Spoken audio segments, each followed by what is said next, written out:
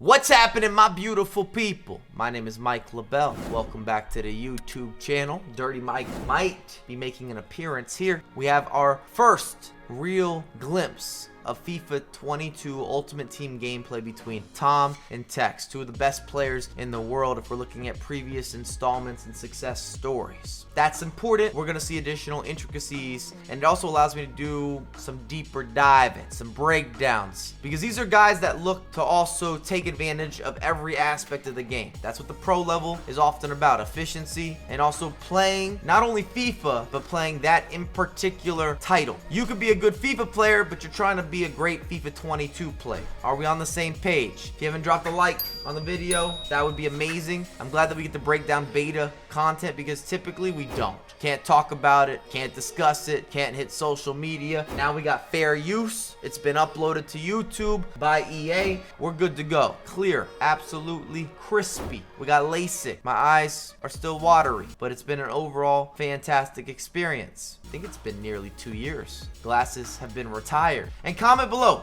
what did you notice? I'm giving you 15 quick fire, fuego takeaways. You might have missed some of this. I've watched the video, I've listened to Tom, I listened to Tekkz, and then I also put on the Dirty Mike focus. I'm talking Superman. We're seeing through walls, Cyclops, dialed. You get the idea. Let me know. I would like an honest opinion, and I do want to start with one disclaimer, only disclaimer I'm going to make. If you've played the beta over the last few years, it's an early version of the title. That's a reality. Don't get mad at the messenger.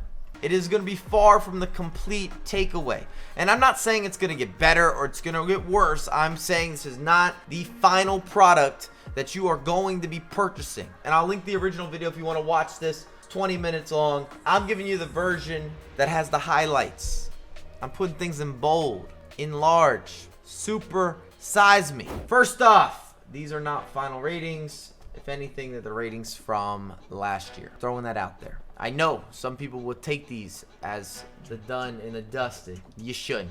As we get into the gameplay, the first major takeaway is cancellations. Both players, both competitors, I should say, in this circumstance, are trying to do cancellations. You see some of the La Croqueta. It's not effective. It's not working nearly the same way. And I saw some of the comments were getting mad at the players around reliance on cancellations. The reality is it created a skill gap in FIFA 21. It's not realistic, especially when you're looking at La Croqueta cancels. People can't do that. A quick moving skill into a cancellation would not be possible, would not be feasible. But from a pro perspective of playing FIFA, cancellations were and are important in order to give you additional creativity around the edge of the box. I've polled you many times via Twitter or Instagram at Mike LaBelle, and most of you have agreed cancellations have to go. So that's the first update. Not effective based on beta footage. Both Tekkz and Tom throughout the 90 minutes or the virtual 90 are attempting to use cancellations, and it just doesn't come out properly. Huge takeaway, finesse shots are extremely overpowered.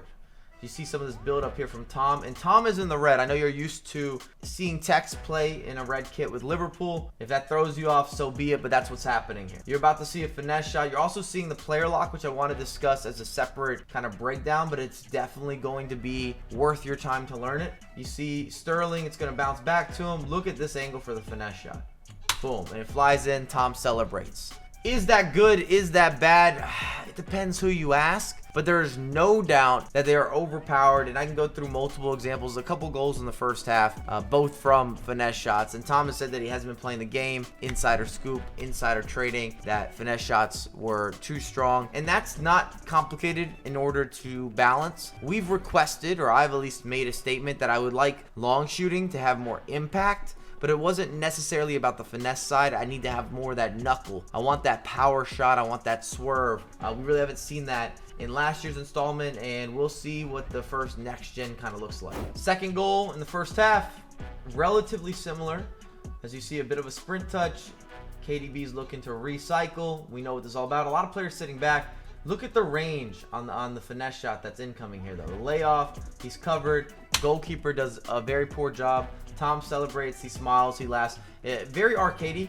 Reminds me, as you see Bruno Fernandes celebrating, of a FIFA 12 or a FIFA 13. Just the absolute range and the goalkeeper reactions. Some of you will love this. Other people will absolutely hate it. I hope that it's not going to, should I say, break the game, and it shouldn't. It really shouldn't. In this video, both players are going to use a 4-4-2 and a 4-2-3-1, and I would say it's safe to say that these are going to be staples early on. You should always experiment with both of those formations. They're consistent, they give you width, they give you enough compact chase back, they're defensive, yet they still have offensive capabilities, especially when you're experimenting with new tactics. I hinted at this, but I'm going to make it very clear.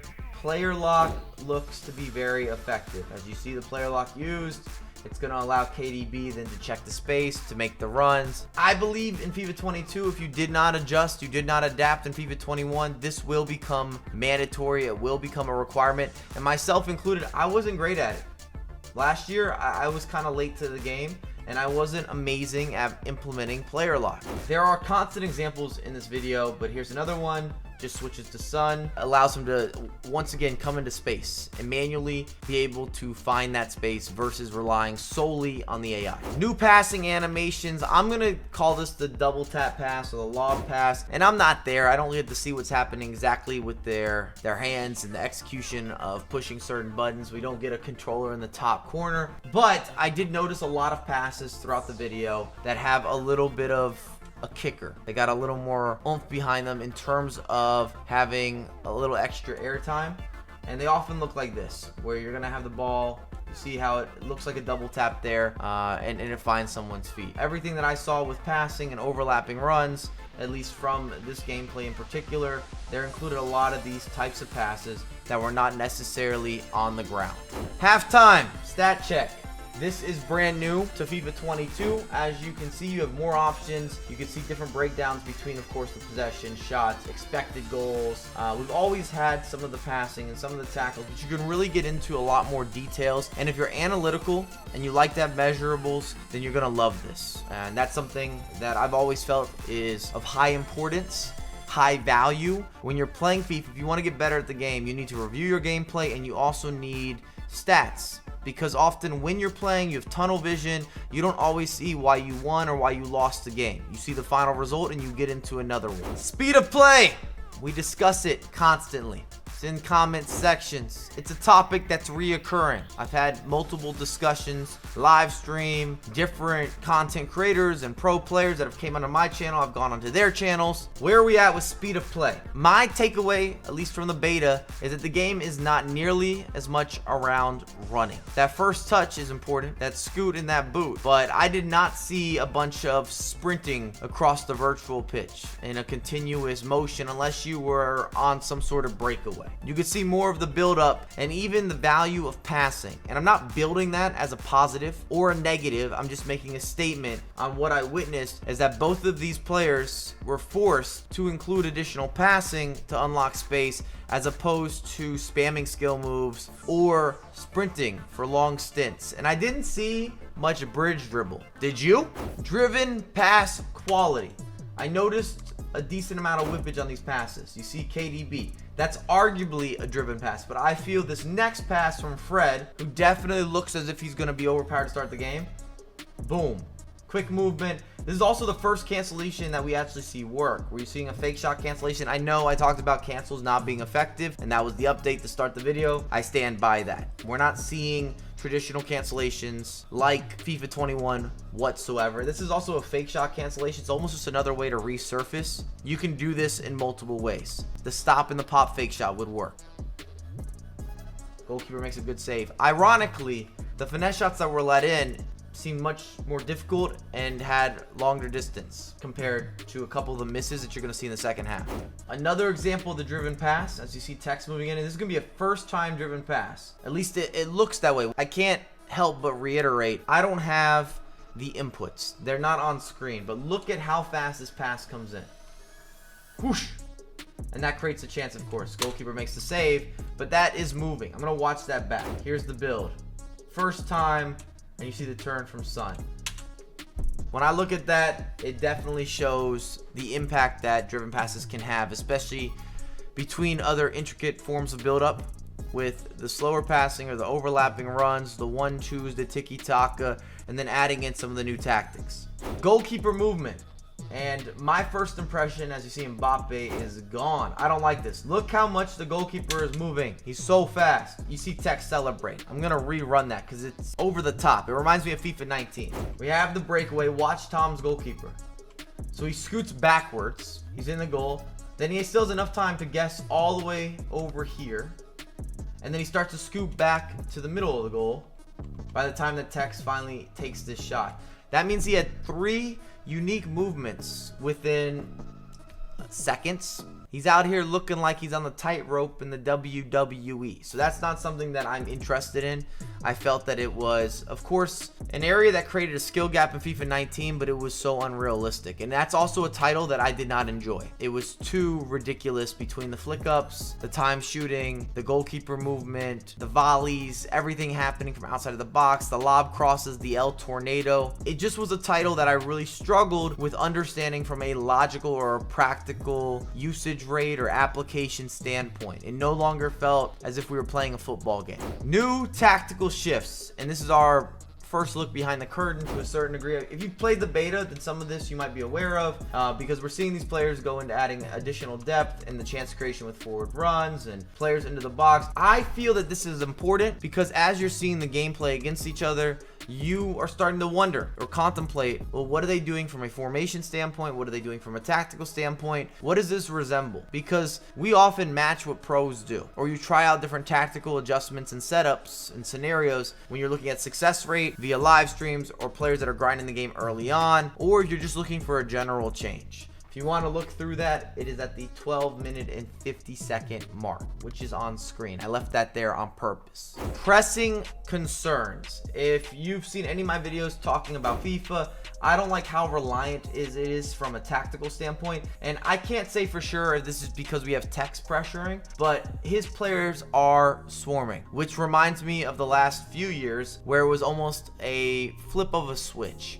When you pause the game or you made your tactical alignments and high pressure or team press or just bringing that depth up was one of them, all your players man mark and they crowd the box, and they do this from an assisted standpoint, which bothers me. And when you look at some of these examples, I would say the last 10 minutes of the gameplay, if you want to go back and rerun, Tekkz makes the changes, and yes, there's a lot of space in behind, but his players are naturally, organically pressing everywhere. Causes so many issues for Tom as well. He's not able to get out of a lot of those double teams and team traps and the overwhelming bumblebee ant farm body on body mirror matchups across the pitch. Here's another example. Tekkz bursting through. He's looking for the equalizer, loses the ball, and then there's just gonna be players, and they have so much activity. And I'm not saying that this wouldn't be realistic. I just want you to do it manually. And I'm not seeing a mastery of micromanaging in this video in particular, which is fine, but it is a concern for me on the pressing end. I want players to have to read the game and be at that upper level versus them just stepping into space. You see another mistake from Tom.